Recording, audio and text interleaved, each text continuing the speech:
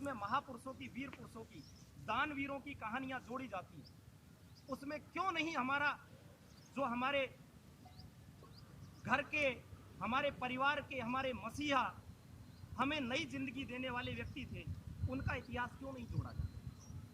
ये बहुत सोचने वाला विषय। तीसरी बात एक और मैं आपके सामने रखना चाह रहा हूं, जैसा भाई साहब ने बताया कि हम 5वीं अनुसूची के विषय में अभी पूरी तरह नहीं जान पाए। 5वीं अनुसूची क्या कहती है? 5वीं अनुसूची की एक लाइन भाई साहब ने बताई, वो मुझे बहुत अच्छी लाइन लगी थी, मैंने भी उस बात को नोट किया।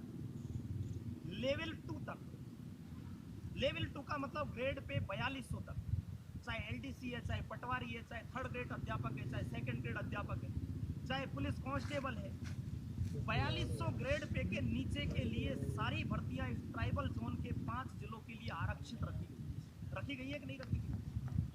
और उन भर्तियों में आज भी पिछले 5 साल से हम, क्योंकि मैं नॉन टीएसपी से आता हूं, मैं और मेरे साथी केवल इस बात के लिए संघर्ष करते हैं कि ये पद वास्तविकता में जिनका है उनको क्यों नहीं दिया जा रहा है।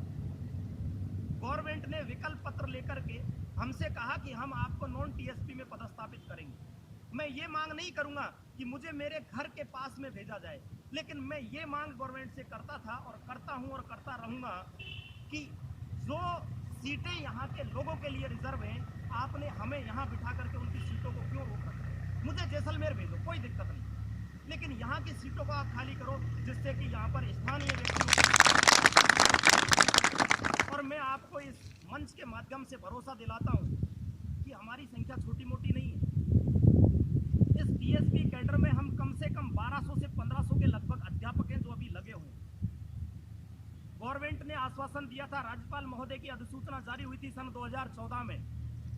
2014 में हमसे विकल्प पत्र ले लिया गया और विकल्प पत्र लेने के बाद में ये कहा गया कि जिस दिन आप विकल्प पत्र दे दोगे, यहाँ के स्थानीय लोगों के लिए 1400 अतिरिक्त पद हम सृजित करेंगे और आपको यहाँ से निकाल करके हम नॉन टीएसपी में डालेंगे।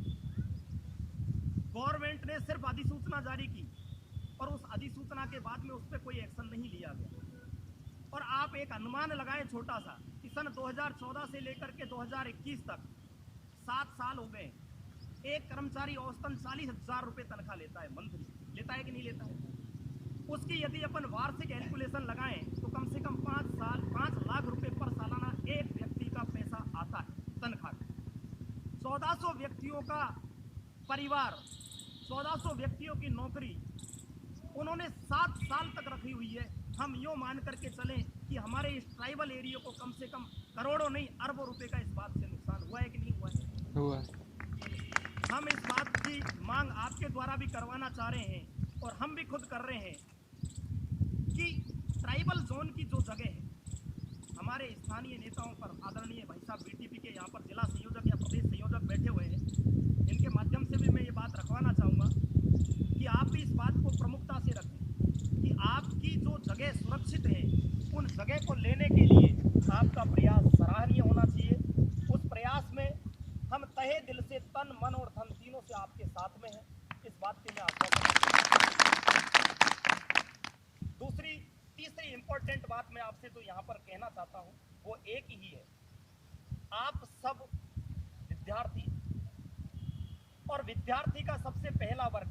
सर ने एक बात कही थी नेल्सन मंडेला के बारे में, मैं भी एक बात आपसे कहूंगा कि एजुकेशन के अंदर जो दम होता है ना, जो अपने अंदर जो ज्ञान है उसके अंदर जो दम होता है ना, वो दम किसी चीज के अंदर नहीं होता। सबसे पहले हमें अपनी क्वालिफिकेशन बढ़ानी है, अपनी इफिशियंसी बढ़ानी है, अपना ज्ञान बढ़ाना है।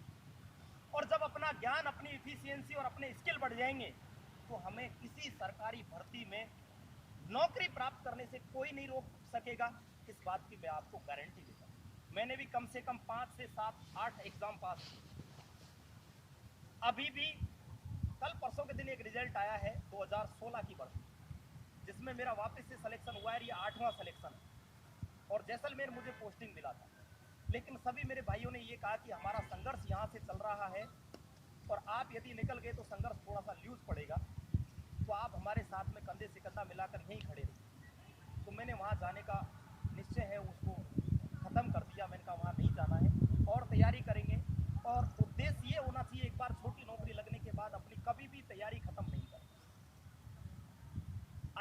जो बनता है, प्रीवियस जो आईएएस बने हैं, जो टॉपर्स बने हैं, जो अच्छे लीडर बने हैं, आप उनके इतिहास को पढ़ो। वहां से निश्चित रूप से आपको कुछ न कुछ लाइनें मिलेंगी, कुछ न कुछ क्लूज मिलेंगे।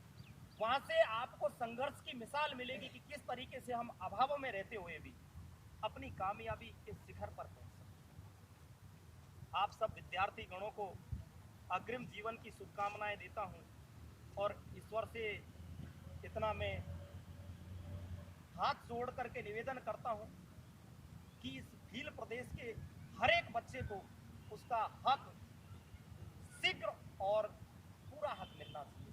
धन्यवाद।